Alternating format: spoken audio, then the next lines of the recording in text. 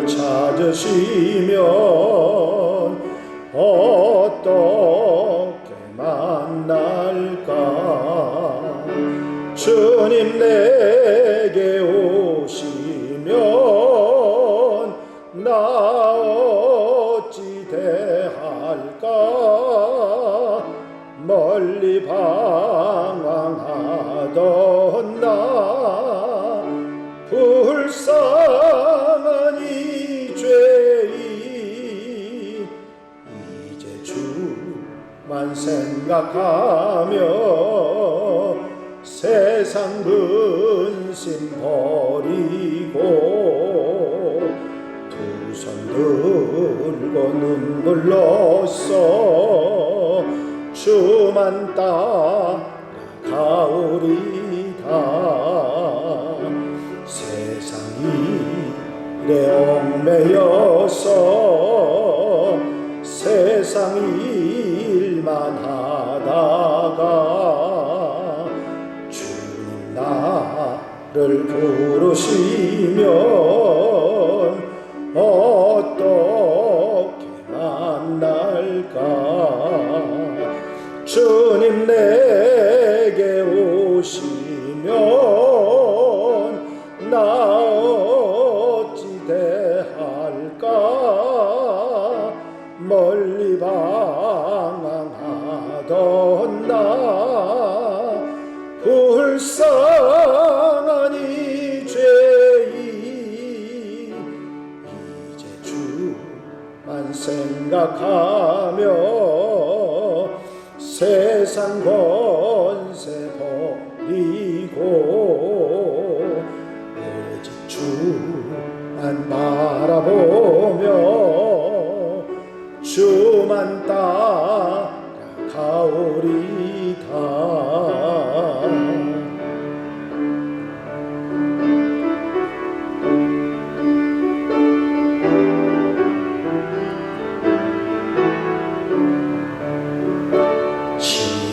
지금까지 내가 한 일 주님께서 보시고 훗날에 나를 보고 무엇 하실까? 주님 내게 오시면 나 어찌 대할까?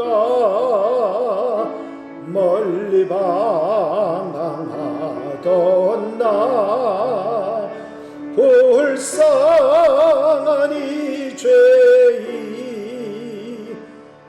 이제 주만 생각하며 세상 영광 버리고 십자가를 내가 지고 주만 따라가오리다.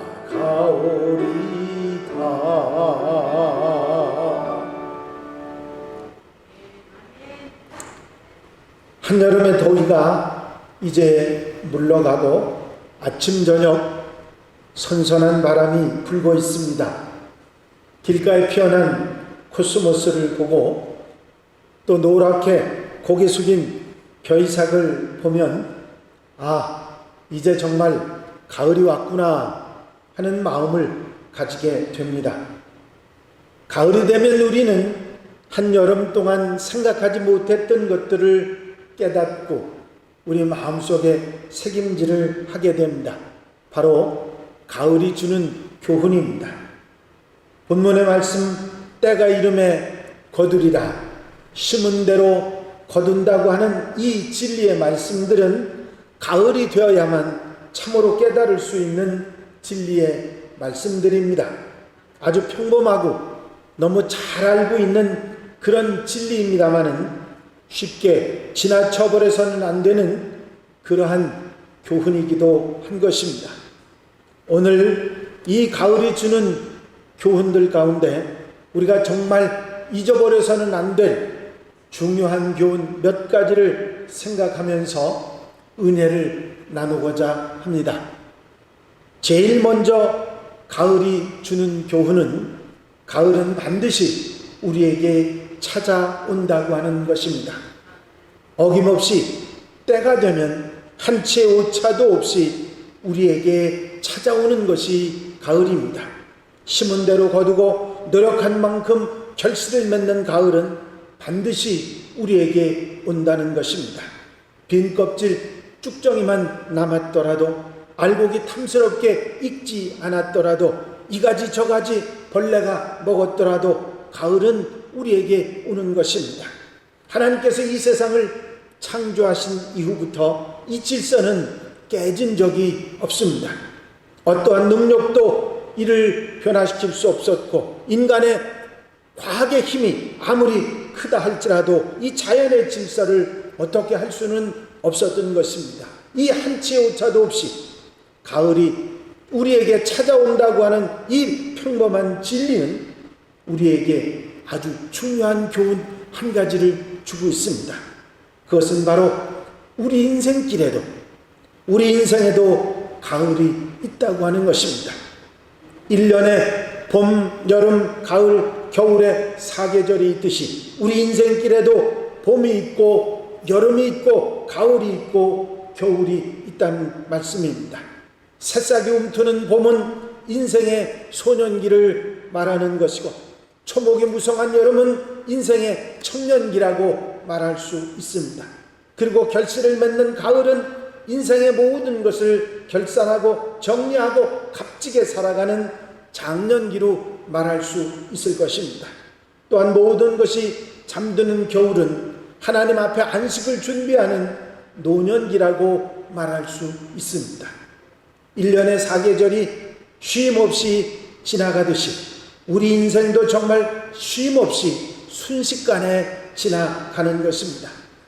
어제의 소년이 어느 순간에 귓가에 희끗희끗한 흰머리가 보이게 되고, 그러다 보면 할아버지 할머니 소리를 듣게 되는 것입니다.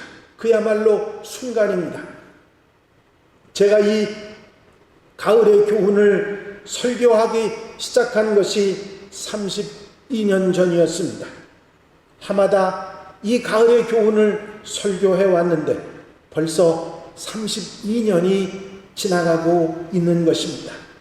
지나갈 때는 지루하고 긴 것 같지만 지나놓고 보면 그야말로 순간인 것입니다. 사랑하는 성도 여러분, 우리 인생이 마냥 어린 것만이 아닙니다. 언제나 소년일 수 없습니다. 언제나 청년도 아닙니다. 언제나 소녀일 수도 없는 것입니다. 언젠가 알 수 없는 그 순간에 한 가닥 한 가닥 흰머리가 귀 밑에 들어가는 인생의 가을이 우리에게 찾아오는 것입니다. 젊은 학생들이나 우리 청년들은 그런 인생의 가을은 아직 내게서 멀다고 그렇게 생각할 수 있습니다. 아직은 여유가 있다고 그렇게 생각할 수 있습니다. 아닙니다. 순식간에 그 시간은 우리에게 다가옵니다. 아직은 멀었다고 생각하는 그 순간에, 그 잠깐의 세월에 순식간에 우리에게 찾아오고 마는 것입니다. 피할 수도 없습니다. 도망갈 수도 없습니다. 돌아설 수도 없습니다. 그 자리에 멈추어 설 수도 없는 것입니다. 무심한 시계의 초침 소리처럼 그 순간은 어김없이 우리에게 찾아오는 것입니다. 그러기에 우리는 이렇게 멈추어 설 수 없기 때문에 인생이 그 가을이 분명히 우리에게 찾아온다는 사실이 너무나도 분명하기에 우리는 이 순간순간을 잘 살아가야 하는 것입니다. 그냥 무턱대고 아무렇게나 계획 없이 무심하게 그렇게 살아가서는 안 된다고 하는 말씀입니다. 피할 수 없는 심은 대로 거두는 가을이 있다는 것을 분명히 안다면 그 가을을 바라보고 살 수 있어야 하는 것입니다. 전도서 12장 1절 말씀에 보면 너는 청년의 때 너의 창조주를 기억하라. 곧 곤고한 날이 이르기 전 나는 아무 낙이 없다고 할 해들이 가깝기 전에 말씀하신 것처럼 우리의 인생의 가을이 오기 전에 바로 그 가을이 온다고 하는 진리를 기억하고 잘 살아야 하는 것입니다. 이렇게 우리에게 가을이 온다고 하는 진리를 알고 지혜롭게 이 가을을 바라보고 살아간다면 우리는 좀 더 후회하지 않고 보람 있는 인생을 살아갈 수가 있을 것입니다. 그러나 얼마나 많은 사람들이 이 평범한 너무나도 단순하지만 분명한 이 진리를 잊어버리고 사는지 모릅니다. 그래서 마냥 시간이 있는 줄 압니다. 언제나 힘이 넘칠 줄 압니다. 다른 사람 다 그래도 나만은 그렇지 않을 것이라고 하는 막연하고 어리석은 기대 속에 허송세월하는 그런 사람들이 얼마나 많은지 모릅니다. 아더벨이라고 하는 유명한 보석 도둑이 있었습니다. 그는 마음만 먹으면 어떤 보석이라도 훔칠 수 있는 놀라운 도둑 능력이 있었습니다. 그러나 어느 날 강도짓을 하다가 그만 3발의 총알을 맞고 경찰에게 붙잡히고 말았습니다. 그리고 18년이라고 하는 긴 세월을 감옥에서 보내게 됐습니다. 형을 마치고 고향으로 돌아온 그는 새로운 삶을 시작했습니다. 세월이 흘러서 그는 고향 사람들에게 존경받는 시민이, 훌륭한 모범 시민이 됐습니다. 고향을 위해서 굳은 일은 도맡아 했고 재향군인의 회장을 맡기도 했습니다. 한 신문 기자가 그에게 물었습니다. 당신은 뉴욕의 유명한 보석 강도였을 때 누구의 것을 가장 많이 훔쳤습니까? 한참을 생각하던 그는 이렇게 대답했습니다. 가장 많이 도난을 당한 사람은 바로 나 자신이었습니다. 내 능력, 내 노력, 내게 주어진 소중한 시간을 너무 허무하게 버리고 말았습니다. 시간을 도둑질 맞았다고 하는 이야기입니다. 시간은 우리 모두에게 주어진 기회의 선물입니다. 누구도 나의 시간을 빼앗을 수 없고 다른 사람의 것을 훔칠 수도 없습니다. 그러나 그것을 어떻게 소중하게 사용하느냐 하는 것은 모두 나에게 달려있는 것입니다. 소중한 시간을 허무하게 도둑맞지 않도록 잘 선택하고 소중하게 사용하는 그런 사람들이 되어야 될 줄로 믿습니다. 여러분, 인생의 가을은 누구에게나 있고 인생의 가을은 누구에게나 오게 되어 있습니다. 올해도 어김없이 가을이 찾아왔습니다. 이제 가을의 초입인 입추를 지나 가을을 완연하게 느끼는 처서 백로를 지났고 낮과 밤이 같아지는 추분이 지나고 가을의 정점인 추석도 지났습니다. 그렇기 때문에 우리는 이 가을을 다시 한번 되짚어보고 생각하며 살아야 합니다. 인생의 가을이, 이 사계절의 가을이 우리에게 찾아오는 것처럼 내 인생의 가을도 내게 찾아온다고 하는 사실을 기억하고 살아야 하는 것입니다. 그럴 때 가을을 기억하고 우리 인생의 가을을 생각하고 살아갈 때 우리는 보람 있는 인생을, 후회하지 않는 인생을 살아갈 수가 있기 때문입니다. 여러분, 가을은 우리에게 분명히 있고 우리는 그 가을을 바로 살아야 되고 그 가을을 준비해야 되는 줄로 믿습니다. 그래서 두 번째로, 가을이 우리에게 오는 것이 너무 분명하기 때문에 우리는 가을을 바라보고 가을을 준비해야 한다고 하는 교훈을 받게 됩니다. 유비무환이라고 하는 말이 있습니다. 준비를 하면 어려움을 당하지 않는다는 말이죠. 그러나 소 잃고 외양간 고친다는 말도 있습니다. 준비하지 못하고 후회하는 것을 말합니다. 미리 준비하지 못하고 후회하면 무슨 소용이 있겠습니까? 여러분, 우리가 힘들 거다, 어려울 거다, 고통이 있을 거다, 태풍이 올 거다, 피해가 있을 거다 다 얘기를 듣고 예고를 하는데도 준비하지 못하고 당하고 힘들고 어려움을 당하는 일들을 우리는 매년 경험합니다. 매년 같은 곳에서 침수 피해가 나고 매년 같은 곳에서 태풍 피해가 납니다. 왜 그렇습니까? 준비하지 못했기 때문입니다.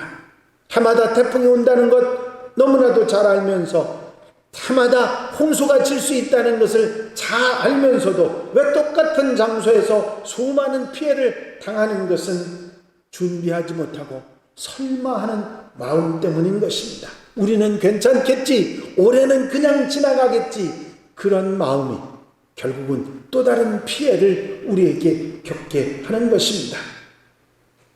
우리는 장차 어떻게 될지 모르는 그런 일로 인해서 시간을 낭비할 필요는 없습니다. 그러나 분명히 눈앞에 닥칠 일을 준비하지 않는 것은 정말로 어리석은 모습인 것입니다. 우리 인생에 가을이 온다고 하는 사실은 우리가 너무 분명히 잘 아는 사실입니다. 그럼에도 이 가을을 바라보지 않고 이 가을을 준비하지 않는다고 하면 정말 어리석은 모습일 것입니다. 우리는 우리 인생의 가을을 준비해야 합니다. 언젠가는 우리에게 찾아오는 가을이 있고 겨울이 있다는 사실을 분명히 기억하고 그 순간을 바라보면서 준비하는 삶이 있어야 하는 것입니다. 여러분, 가을을 준비하는 것은 어떤 것일까요? 어떻게 살아가는 것이 인생의 가을을 제대로 맞이하는 우리의 모습일까요? 그것은 가을이 우리 눈앞에 있다는 사실을 기억하고 오늘을 값어치 있게 바로 살아가는 것입니다. 왜냐하면 오늘을 살아간 결과가 가을에 그대로 나타나기 때문입니다. 오늘의 생활을 어떻게 준비하고 오늘을 어떻게 심었느냐에 따라서 거두고 결실하는 가을이 오기 때문입니다. 그렇기 때문에 우리는 가을을 위해서 오늘을 후회 없이 살아야 하는 것입니다. 오늘은 두 번 다시 내게 오지 않습니다. 후회하고 다시 살아보려고 해도 오늘은 절대로 내게 다시 찾아오지 않는 것입니다. 여러분, 후회해도 다시 오지 않는 오늘이기에 오늘을 산 결과가 바로 가을에 나타나기에 우리는 오늘을 바로 살아야 하는 것입니다. 오늘은 기도를 안 해도 내일 하면 되겠지. 오늘은 예배에 빠져도 다음 주에 참석하면 되겠지. 오늘은 게을러도 내일은 부지런하면 되겠지. 아닙니다. 그 사람에게는 내일은 없습니다. 오늘도 없습니다. 미루었기 때문에 결코 오지 않는 그런 날이 될 것이기 때문입니다. 오늘은 두 번 다시 우리에게 오지 않습니다. 기회는 언제나 그렇게 있는 것이 아니지요. 오늘을 바로 살아야 가을을 준비할 수 있기 때문에 우리는 오늘을 값지게 살아가야 하는 것입니다. 내일로 미루지 말고 핑계하지 말고 오늘을 후회함 없이 살아가야 하는 것입니다.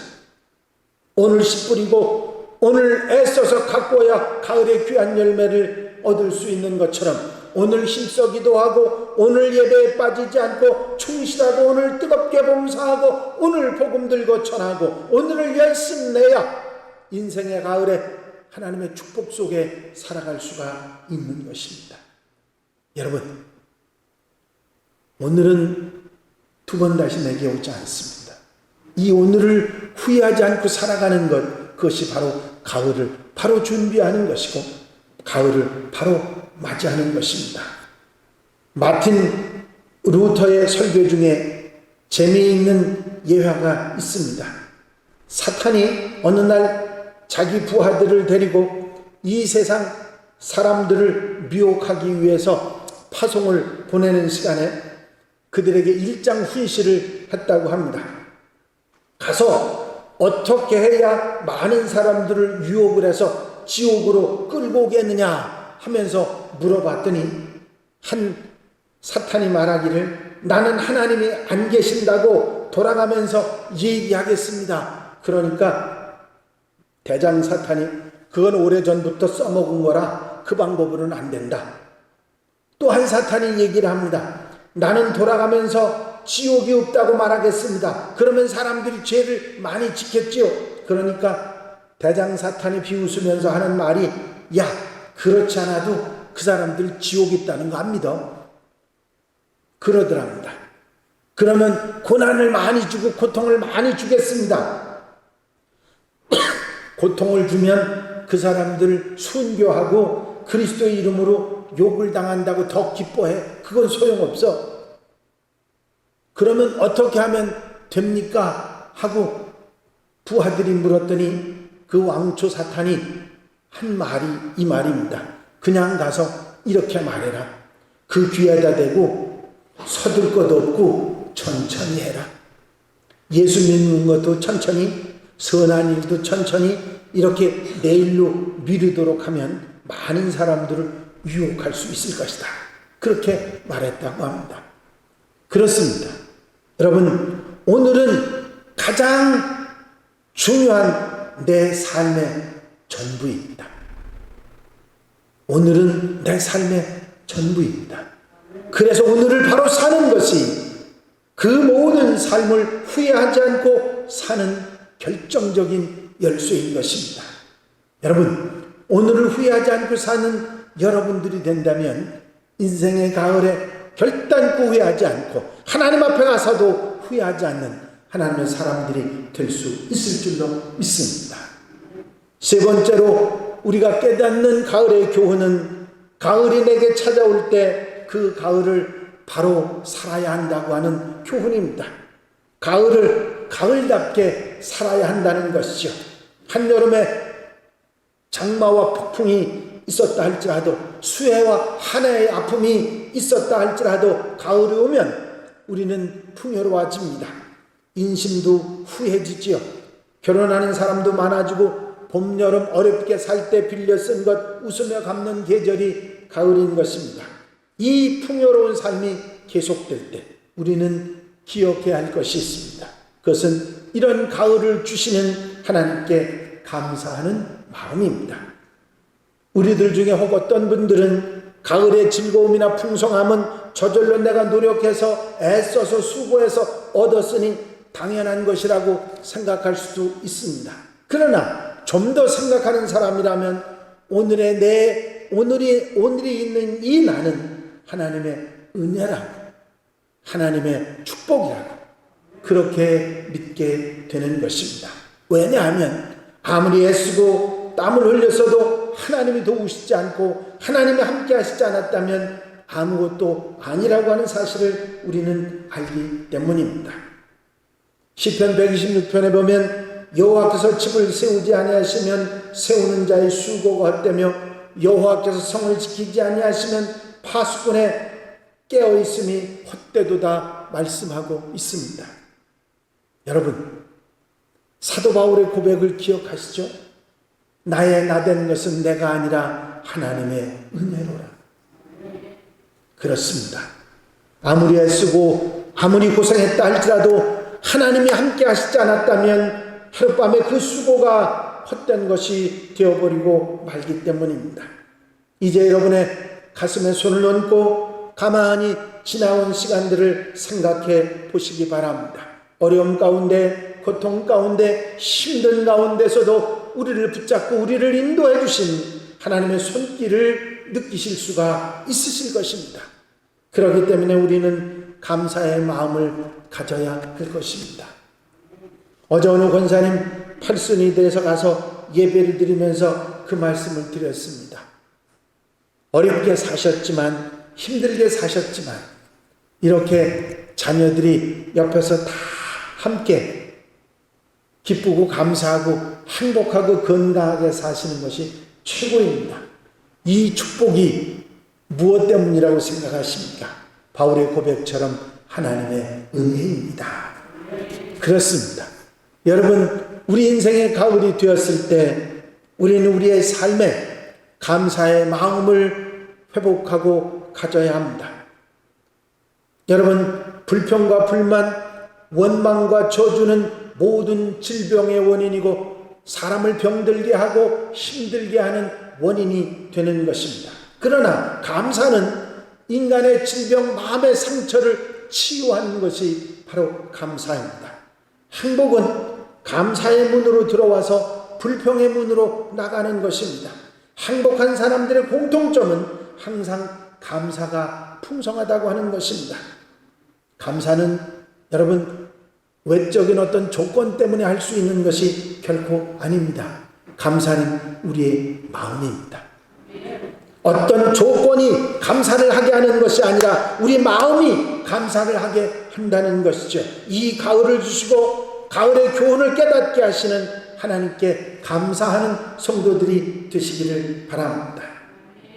마지막으로 가을의 교훈은 우리에게 더 예수 그리스도를 바라보고 살아야 한다는 교훈을 주고 있습니다. 오늘 제가 여러분들에게 불러드린 복음성가 가사를 생각해 보십시오. 세상 북이 안일함과 세상 근심하다가 주님 나를 찾으시면 어떻게 만날까? 주님 내게 오시면 나 어찌 대할까? 멀리 방황하던 나 불쌍한 이 죄인, 이제 주만 생각하며 세상 근심 버리고 두 손 들고 눈물로써 주만 따라 가오리다. 세상 일에 얽매여서 세상 일만 하다가 주님 나를 부르시면 어떻게 만날까? 주님 내게 오시면 나 어찌 대할까? 멀리 방황하던 나 불쌍한 이 죄인, 이제 주만 생각하며 세상 권세 버리고 오직 주만 바라보며 주만 따라 가오리다. 지금까지 내가 한 일 주님께서 보시고 훗날에 나를 보고 무엇라 하실까? 주님 내게 오시면 나 어찌 대할까? 멀리 방황하던 나 불쌍한 이 죄인, 이제 주만 생각하며 세상 영광 버리고 십자가를 내가지고 주만 따라 가오리다. 여러분, 인생의 가을에서 이제 얼마 지나지 않아서 우리 주님 만나게 되는데 우리는 우리 인생의 가을을 어떻게 살아야 하는가? 언제까지나 세상 바라보고 어린 욕심 가지고 살아갈 수는 없는 것입니다. 이제는 이 세상에서 욕심에서 눈을 떼고 이생의 자랑에서 떠나서 주님 바라보는 성도들이 되어야 될 줄로 믿습니다. 우리 주님 예수 그리스도를 바라보고 살아가는 것입니다. 주님께서는 우리의 모든 것이 되시고 우리의 소망이 되시고 우리로 하여금 많은 것들을 누리고 살아가게 하시는 축복의 근원이 되시는 분입니다. 예수 그리스도 그분은 우리가 나이 많아서 늙어서 아무것도 할 수 없는 그때에 우리에게 천국의 소망이 되시는 분입니다. 이제 조용히 한번 생각해 보시기 바랍니다. 우리는 과연 가을을 바라보고 살아왔는지 아니면 그저 적당히 눈앞의 일만 생각하고 분주병에 걸려서 바쁘다 그러면서 살아오고 있는지 하나님 앞에 정말 내어놓을 내 삶의 열매는 있는지를 한번 돌아보시기 바랍니다. 언제나 봄이 아닙니다. 언제나 여름일 수도 없습니다. 인생의 결산을 해야 할 인생의 가을은 어김없이 우리에게 찾아옵니다. 오늘을 어떻게 살아갔는지 그 삶의 결과가 나타날 가을이 있는 것입니다. 이 가을을 바라보면서 우리 인생의 가을에 아니 내 인생의 가을에 우리는 얼마나 준비되어 있는지를 생각해 보시고 가을을 맞이하는 이 길목에서 우리가 하나님 앞에 부끄럽지는 않았는지 생각하고 오늘을 바로 살아가는 지혜로운 성도들이 되시기를 바랍니다. 지금도 늦지 않았습니다. 이제라도 깨닫고 준비한다면 늦지 않았다는 말씀입니다. 여러분들이 잘 아시는 예수님의 비유의 말씀에 보면 농부가 자기 밭에다 무화과나무를 심었는데 그 열매를 얻지 못했습니다. 그랬더니 주인이 화가 나서 그 무화과나무를 베어버리라고 했습니다. 그랬더니 농부가 1년만 더 두소서 내가 두릅하고 거름을 줄이니 그때 열매를 열면이오니와 그렇지 못하면 베어 버리소서 하는 말을 합니다. 지금도 주님께서 해마다 우리를 위해서 말씀하십니다. 1년만 더 두소서. 1년만 더 두소서. 1년만 더 기회를 주소서. 여러분, 우리가 말씀을 듣고서도 깨닫지 못하고 결단하지 못하면 1년이 또 그냥 지나가고 또 한 번 아픔과 후회의 시간이 우리를 찾아오게 되는 것입니다. 이제 다시 한번 여러분들 마음속에 가을이 있다는 것, 인생의 가을이 있다는 사실을 분명히 잊지 않고 가을을 바라보고 가을을 감사하며 오늘을 바로 살겠다고 하는 성도들, 이제 내일이 있다고 게을러지거나 미루지 않고 오늘 시간부터 하나님의 자녀답게 후회하지 않는 오늘을 살아가겠다고 결단하고 예수님을 바라보고 소망을 가지고 살아가겠다고 결단하시는 우리 한양 가족들, 성도들이 되시길 주의 이름으로 축원합니다. 축원합니다. 기도드리십니다. 사랑과 은혜가 영원히 많으신 아버지 하나님, 사계절의 가을이 우리에게 찾아오는 것처럼 우리 인생에도 가을이 있다고 하는 분명한 사실을 깨닫고 오늘을 바로 살아가며 후회하지 않고 살아가는 지혜로운 성도들, 우리 한양 가족들이 될 수 있도록 붙잡아 인도해 주시옵소서. 언제 어디서나 영원한 소망이 되시는 주님을 바라보며 오늘을 바로 살아 가을을 준비하고 아버지 가을을 바로 살아갈 수 있는 하나님의 백성들이 되게 하여 주시옵소서. 언제나 같이 하시고 주의 능력과 은혜로 붙잡아 주시옵소서. 인생의 가을을 이제 이 가을의 계절 속에서 바로 바라보며 오늘을 바로 사는 것이 내 인생의 전부임을 분명히 깨닫는 지혜로운 성도들 되게 하옵소서. 허락하여 주실 줄로 믿사옵고 예수 그리스도의 이름으로 기도하옵나이다. 아멘.